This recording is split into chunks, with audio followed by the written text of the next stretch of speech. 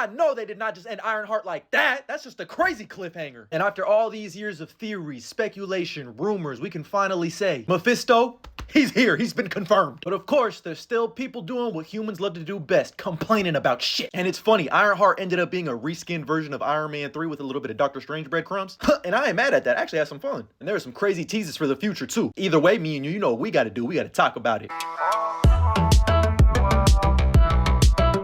And man, you know what? Boom! You looking for this? We might as well start off with the biggest reveal in this show. And that's that we have our first official look at Mephisto in his human form, played by Sacha Baron Cohen. King of the castle, king of the castle, king of the castle. We got Borat as Mephisto in the MCU. Give him $100 million. Give him the max contract. This is my wife, Mephisto. He really said, haha, you got me. And Sacha Baron Cohen was really just farming accents the entire episode. Mephisto.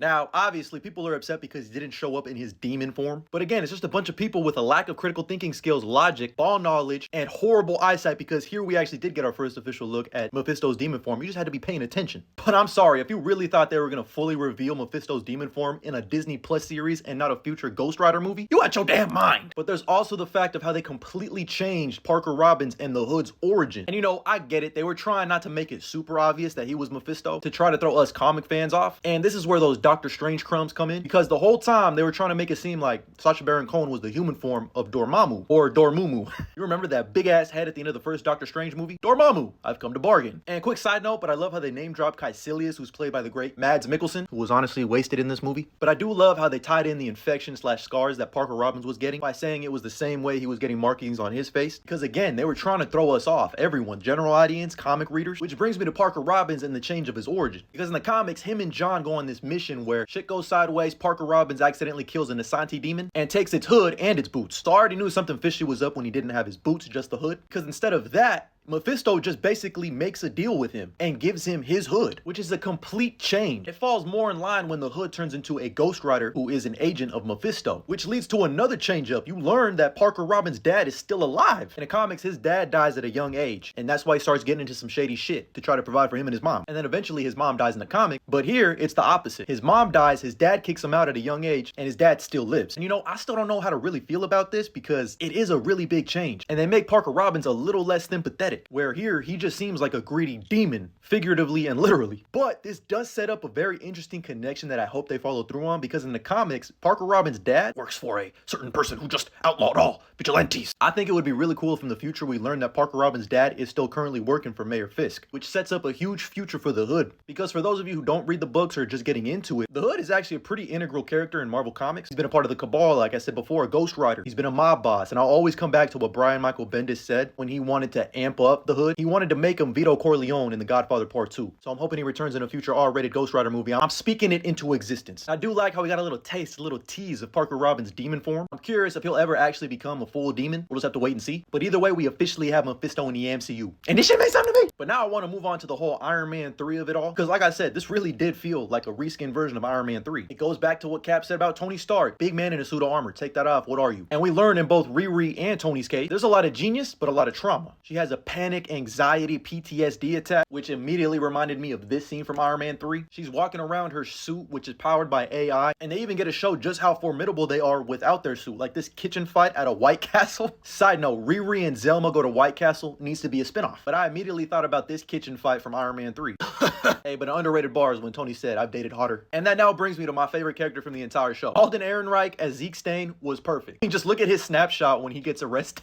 Look at this poor little dude. But again, who did this remind me of? One, Aldrich Killian, who was a shy, timid individual who looked up to Tony Stark. Now, obviously, they're not one-to-one, but they're very similar characters. Like, it's crazy to think that all Tony Stark had to do was be a good dude and just talk to him about his business idea. But I get it. Game is game. He was just trying to get some hit. And what did Aldrich Killian have? Biological enhancements. Here he had extremis. But Joe had some biological mechanical enhancements. And he really stole Michael Myers' whole fit, copied his whole fucking plot. Like, he cut the sleeves off and thought we wouldn't notice. And come to think of it, was he dressed like that on purpose to kind of be like Riri's stepdad? Except he actually had no sleeves at all. He said no sleeves. Either way, I loved him. Even his turn to villainy for a half second. And there was that whole thing that reminded me of Upgrade / Venom, where he couldn't control his own body and he was like sorry, beating the shit out of people. Like, I love that shit. He even spared Riri, just showing you how much of a good dude he is. I actually really like how they adapted him. In the comics, he just has a hate boner for Tony Stark and wants to kill him because he killed his dad. Here, he doesn't doesn't want to be like his dad. And even when he has the power, it's complicated. Like, he kind of likes it, but he's still a good dude at the end of the day. And his story is for surely not finished. We need to see more of him. Speaking of need to see more of, we finally got Zelma Stanton in the MCU, giving us another Doctor Strange name drop. Mr.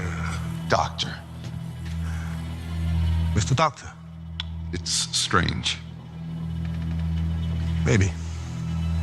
Who am I to judge? But it turns out her mom was a dropout at Kamertage, but Zelma is studying on her own. These sorcerers really gotta start policing who does magic better. First Ned leads and now Zelma? Either way, this is all leading to an eventual Strange Academy series, most likely. I'm hoping Wong is the headliner because we need more Wong! And Riri making a deal with the devil at the end of the series is kind of crazy. I'm really curious to see the ramifications of all that, but I really love what they did with Riri's character. They really made her stand out and feel completely different. And I think all of the action sequences in these last couple of episodes were way better than the first 3 episodes. They were actually really creative. I really like this flipping off the scene after she punched the truck. That shit was funny. I also really love the design of her magic suit. Underneath all that iron, you got a soft heart.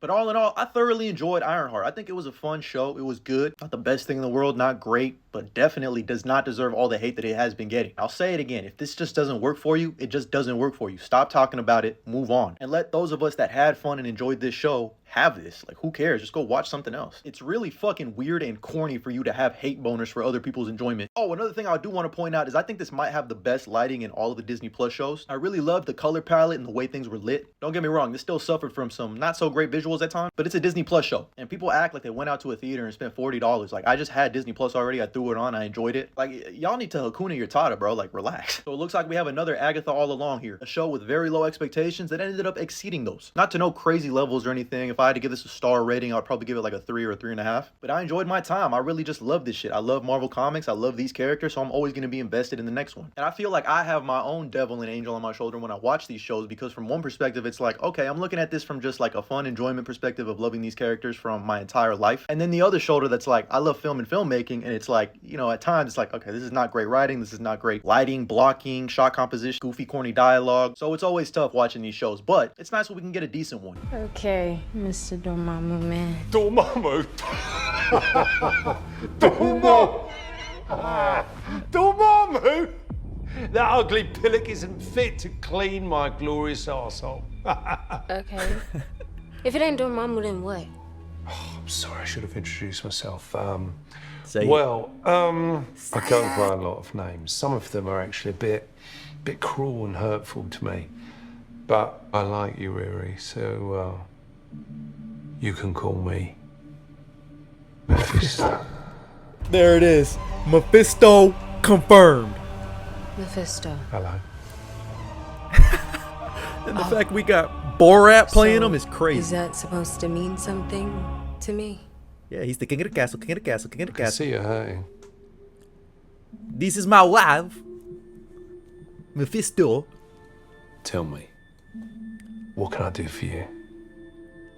Okay, well, there it is. We got our first official reveal of Mephisto in the MCU. And I think that's like the 3rd or 4th name drop we've heard of Mephisto. I'm pretty sure they said his name in Agatha All Along. They alluded to him in WandaVision. I'm pretty sure they've said his name a bunch in Agents of S.H.I.E.L.D., which allegedly is still canon to the MCU. I know, stop. Don't throw tomatoes at me, Agents of S.H.I.E.L.D. fans. Relax. I gotta see it first to believe it. Same thing with Daredevil Born Again. But it's just crazy that we really got Sacha Baron Cohen, Borat himself, playing Mephisto. Like, that's just elite casting because, you know, I feel like a lot of people really just think of his comedic roles, but he's actually a really great dramatic actor, and the potential for Mephisto throughout the MCU, because, like, bro, if we get a Ghost Rider movie, which I'm assuming and hoping that we do in the MCU at one point, he's gonna chew that scenery up. I know there's a lot of people complaining that we didn't get his demon form in here, but we got a reflection of his demon form on a spoon. Thought we would have noticed, but I did. Now again, do you really think they were gonna introduce his demon form in a Disney Plus show with that little bit of a budget? Think harder, think smarter, be more logical, no more ball. They're gonna save it. Why would they just reveal it in a show? They want to show his grand reveal for a movie. So just give us little little teases, because again, this isn't Mephisto the show, this is Ironheart. Golly, y'all be so, some of y'all are just like, bro,